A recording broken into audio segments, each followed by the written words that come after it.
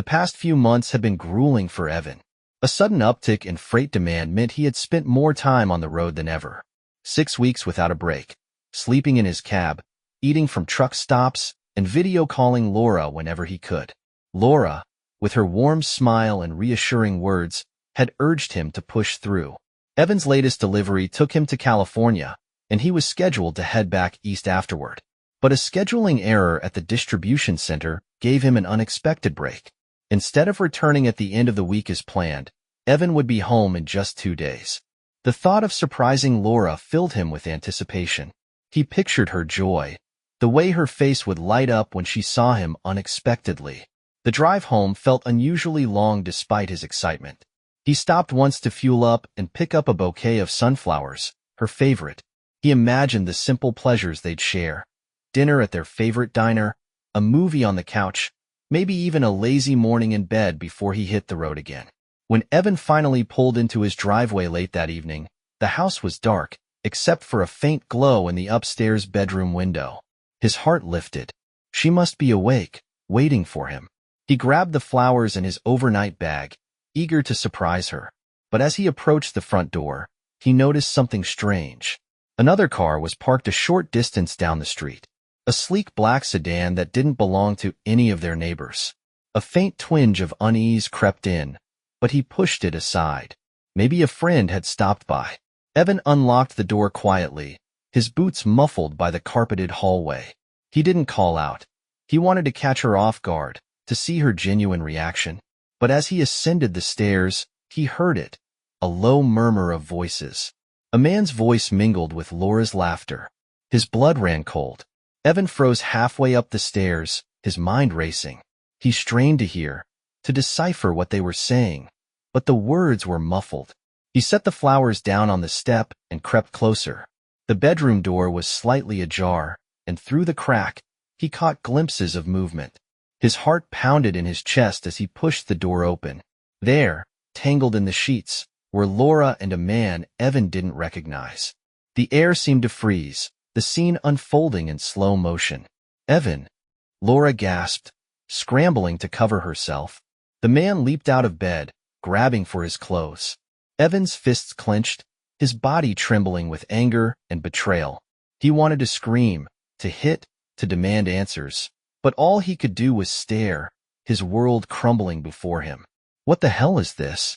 Evan's voice was low, but it carried the weight of his fury. Laura stammered, Evan, I can explain. Explain, he roared, his voice cracking. You're in our bed, Laura. The man, now partially dressed, muttered something about leaving. Evan's glare silenced him, and he bolted past, shoes in hand. Evan turned back to Laura, his chest heaving. How long? He demanded. Tears streamed down her face as she tried to reach for him, but he stepped back.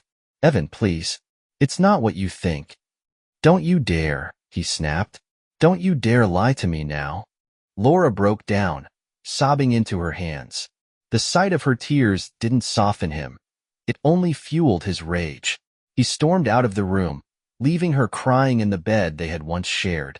In the kitchen, Evan leaned against the counter, staring blankly at the floor. The sunflowers lay abandoned on the stairs, their bright petals crushed. He had no idea what to do next.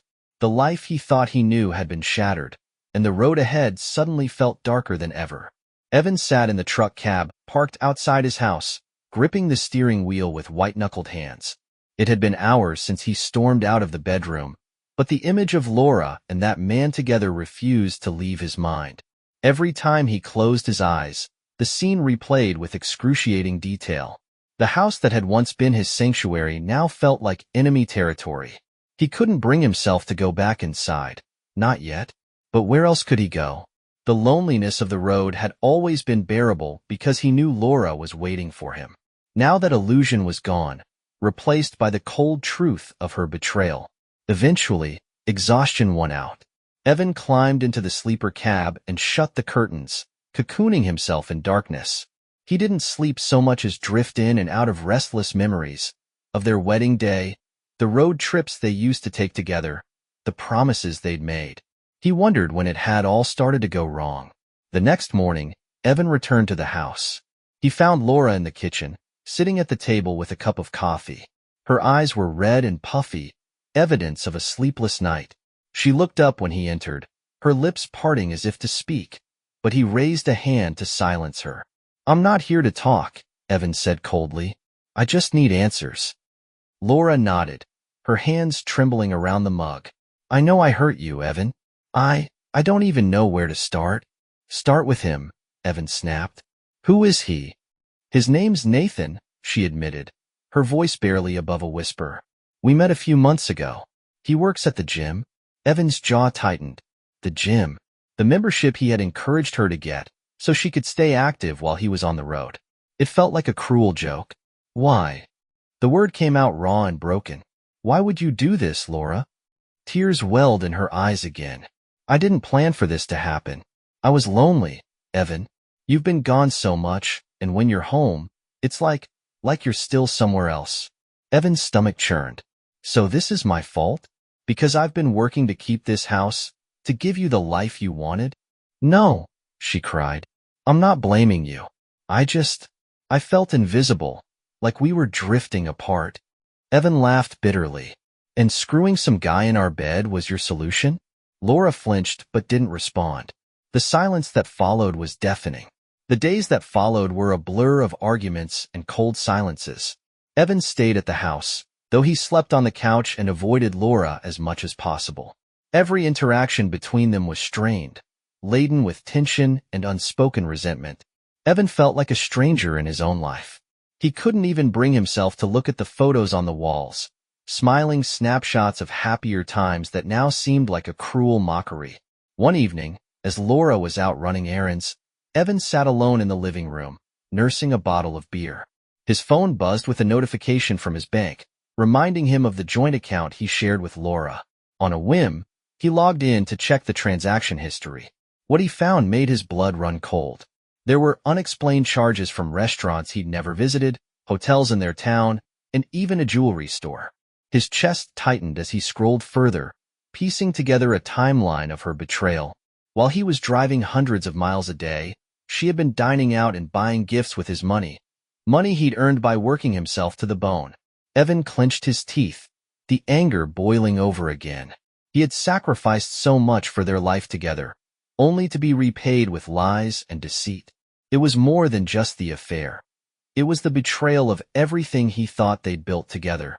When Laura returned home that night, she found Evan waiting for her in the living room, the bank statements spread out on the coffee table. "Care to explain this?" he demanded, his voice icy. She paled as she looked at the evidence. "Evan, I can." "Don't you dare say you can explain," he interrupted. "You've been lying to me for months, spending my money on your little fling. Do you have any idea how humiliating this is?" Tears filled her eyes, but Evan wasn't moved. He was done listening to her excuses. "I trusted you," he said, his voice breaking. "And you threw it all away for what? Some gym rat who's probably laughing behind my back?" Laura shook her head. "I'm sorry, Evan. I know I don't deserve your forgiveness, but I never meant to hurt you." Evan scoffed. "You didn't mean to hurt me? Every lie you told, every time you snuck around, you knew exactly what you were doing." She sank into a chair, sobbing uncontrollably. For a moment, Evan almost felt pity for her. But then he remembered the flowers he'd left on the stairs, now wilted and forgotten, and the pity evaporated. That night, Evan made a decision. He wasn't going to let Laura's betrayal define the rest of his life. He didn't know what the future held, but he knew he couldn't keep living like this. The first step was figuring out how to untangle their lives. The joint account, the house, even the truck he drove for work. It was all tied to her in some way. And then there was the matter of what she deserved. Laura might have cried and apologized, but her tears didn't erase what she'd done. Evan wasn't sure what his next move would be, but one thing was certain. He wouldn't let her walk away unscathed. Evan dove headfirst into the task of reclaiming his life. By the following morning, his bitterness had transformed into resolve. The betrayal had cut deep, but he was determined to face it head-on, one step at a time. Laura had gone out early, leaving him alone in the house. He appreciated the solitude. It gave him the chance to think clearly. Evan sat at the kitchen table, laptop open, reviewing every joint financial record they shared.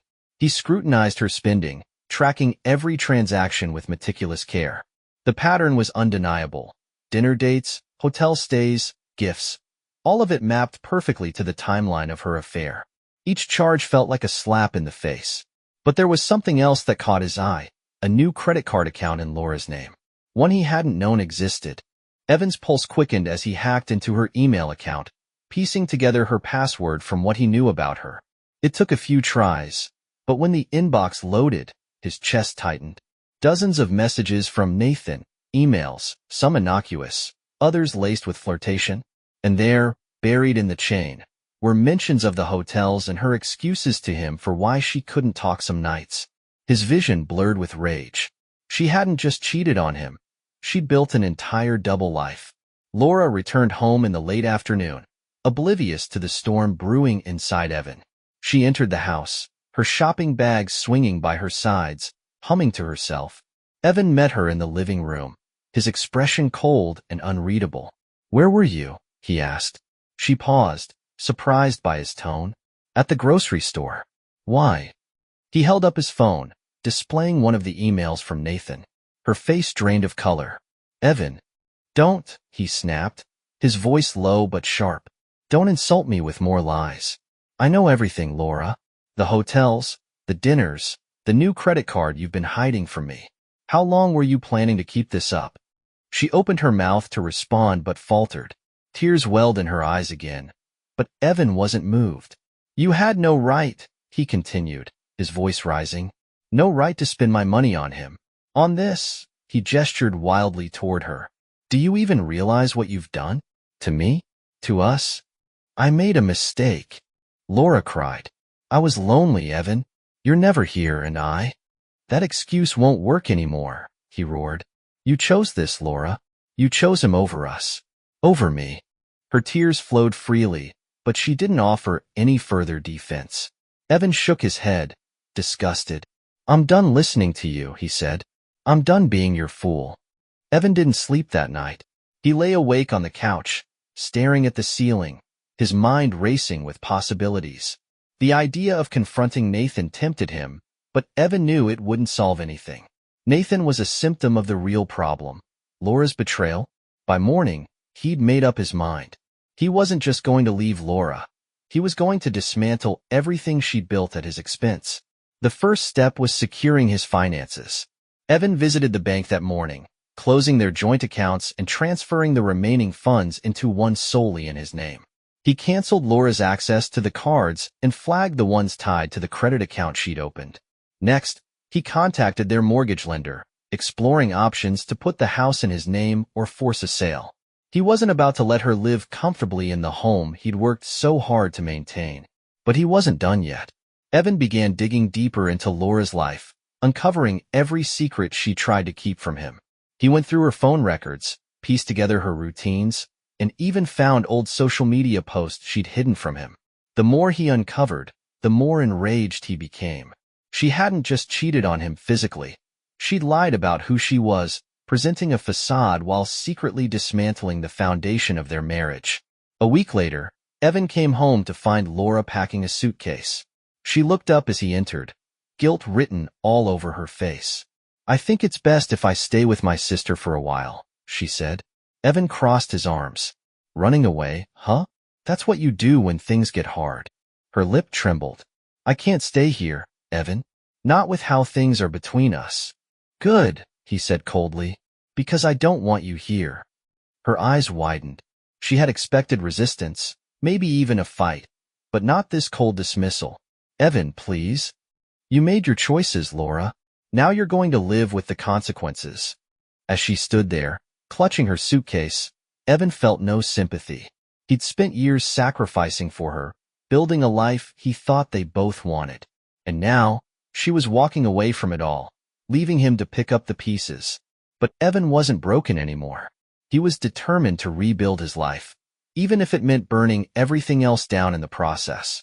Laura's departure left the house eerily quiet. For days, Evan wandered through the empty rooms, the walls echoing with memories of a life that no longer existed. But the silence also brought clarity. He could finally think, free from her presence and the weight of her lies. Evan was determined not to let Laura escape unscathed. She might have packed her bags and fled to her sister's, but her mistakes would follow her. He wasn't looking for reconciliation. He wanted justice. The first step was hiring a private investigator.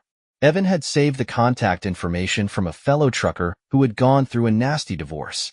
The investigator, a grizzled man named Richard, wasted no time digging into Laura's affair with Nathan. Within days, Richard delivered his findings. Nathan was no gym rat.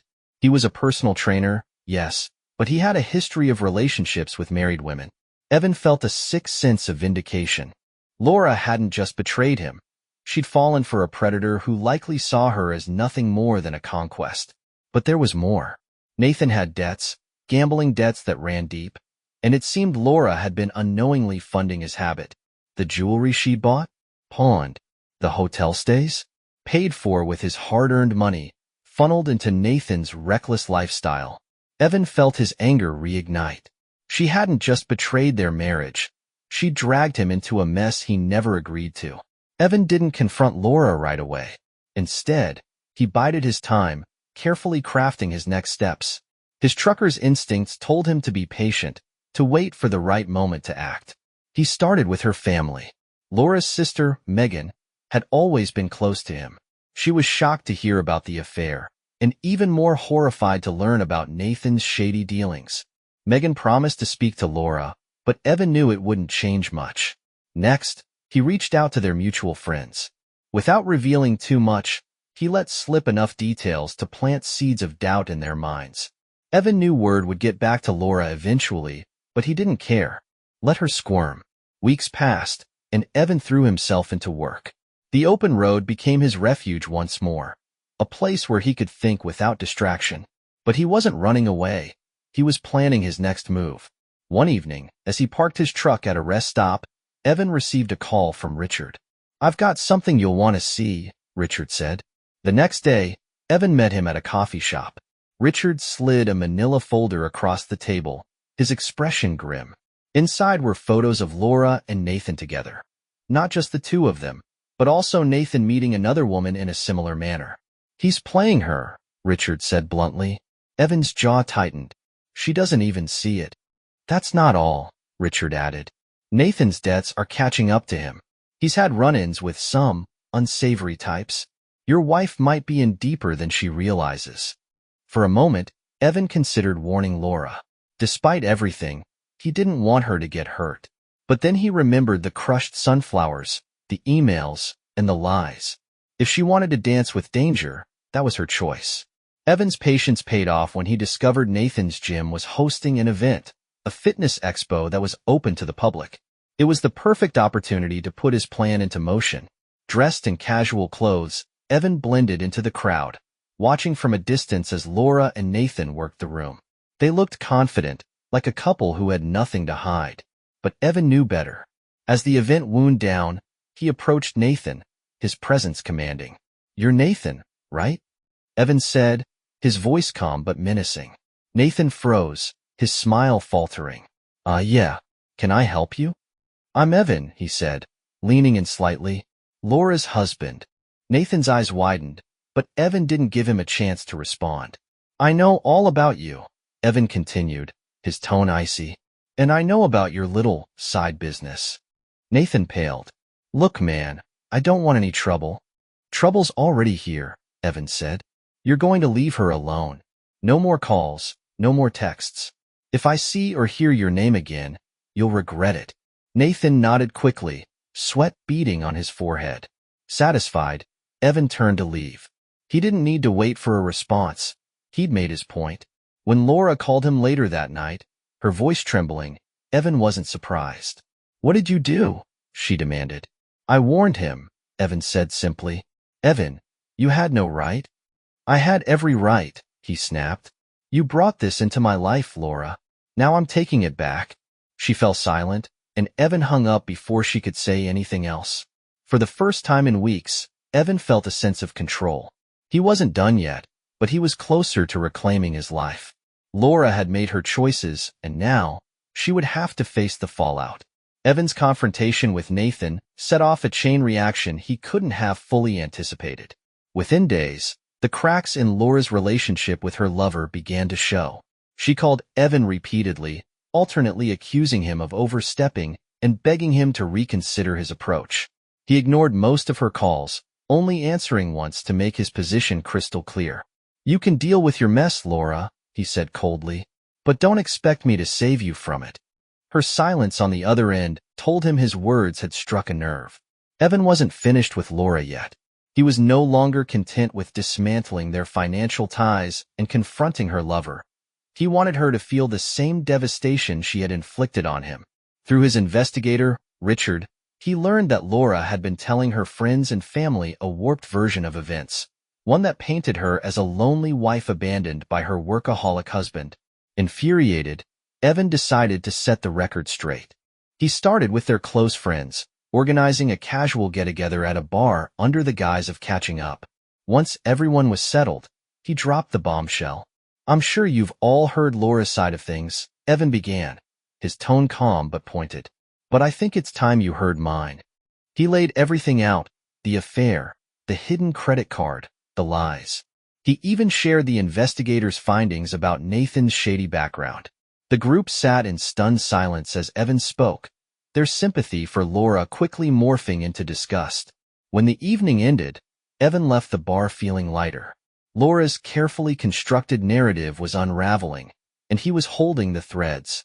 The fallout came quickly.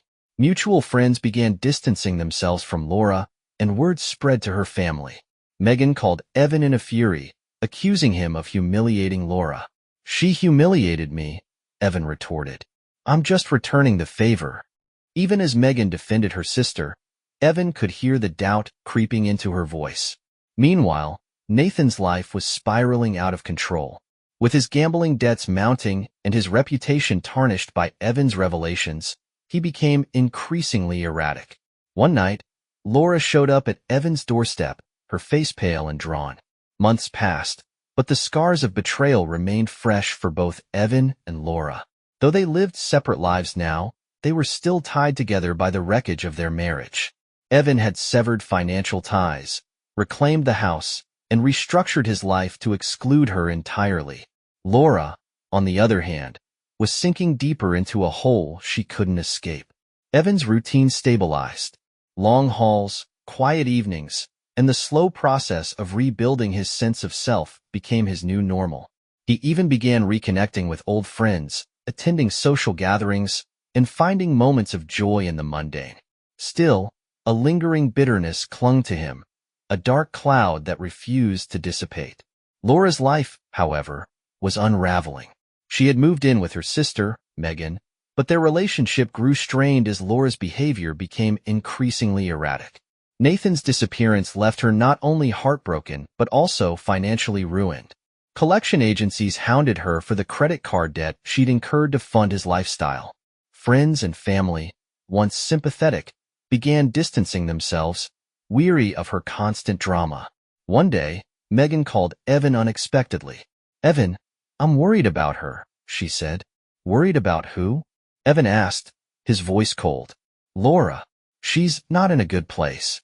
Evan sighed. "That's not my problem anymore, Megan." "She's still your wife," Megan said, her tone imploring. "At least talk to her." "Ex-wife," Evan corrected. "And I have nothing to say to her." Megan hesitated. "She's falling apart, Evan. I don't think she'll make it without help." Evan ended the call without responding.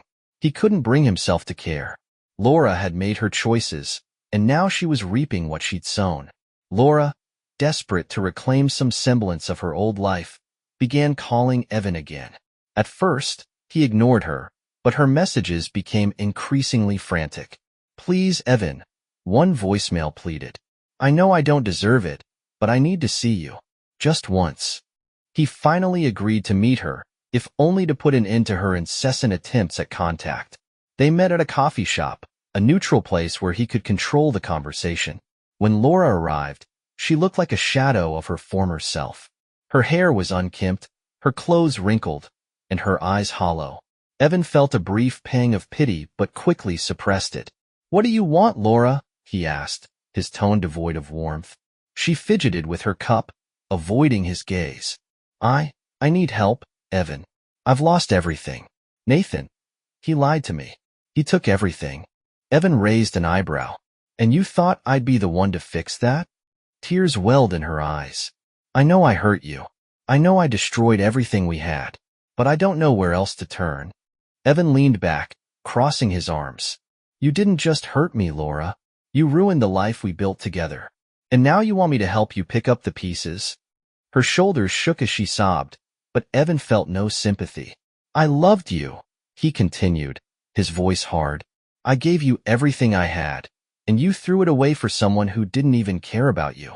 I was stupid, she whispered. I thought he loved me.